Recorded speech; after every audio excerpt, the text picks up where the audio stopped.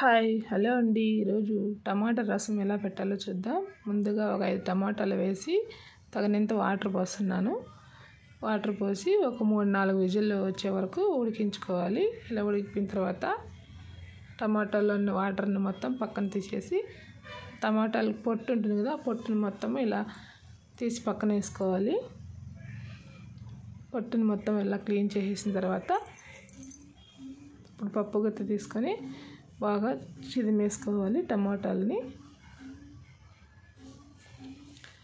పప్పు గుత్తితో బాగా మెదిపేసుకున్న తర్వాత, అంటే వేడిగా ఉందనేసి నేను పప్పు గుత్తితో మెదుపుతున్నాను. లేకపోతే చల్లారిన తర్వాత అయితే చేతితోనే బాగా కలుపుకోవచ్చు.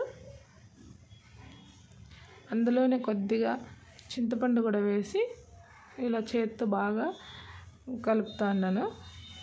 చేతితో మెత్తగా ఇలా కలిపేసిన తర్వాత చూడండి, మొత్తం కలిపేసిన తర్వాత ఇప్పుడు ముందుగా వాటర్ పక్కన తీసి పెట్టుకున్నాం కదా, ఆ వాటర్ని కూడా వేయాలి. కావాలంటే మనకు కొద్దిగా కొంచెం ఎక్కువ రసం కావాలంటే కూడా మామూలు వాటర్ కూడా పోసుకోవచ్చు. ఇప్పుడు రోట్లో ఒక స్పూన్ మిరియాలు, 1 స్పూన్ జీలకర్ర, వెల్లుల్లి వేసి బాగా ఇలా దంచుతున్నాను. కావాలంటే మిక్సీలో అయినా కూడా కొట్టుకోవచ్చు. ఇలా దంచేసిన తర్వాత పక్కన తీసి పెట్టుకోవాలి. 3 పచ్చిమిర్చీలు, ఉల్లిపాయ, 10-12 ఎండుమిర్చీలు, కరివేపాకు, ఇలా మొత్తం అన్నీ ప్లేట్లోకి తీసి పెట్టుకున్నాను. ఇలా మొత్తం ప్లేట్లోకి తీసుకున్న తర్వాత ఇప్పుడు స్టవ్ వెలిగించి ఒక గిన్నె పెట్టుకొని ఒక 2-3 స్పూన్లు ఆయిల్ వేసుకోవాలి.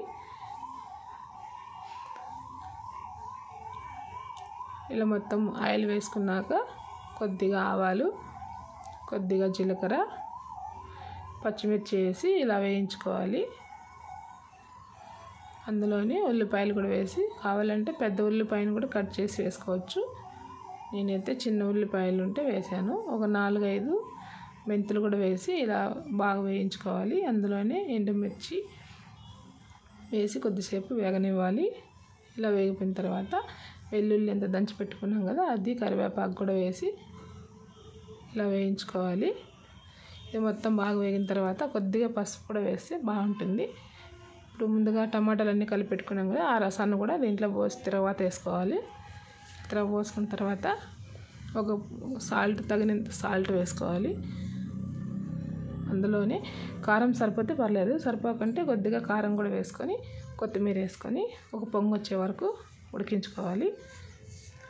టేస్ట్ చాలా బాగుంటుందండి.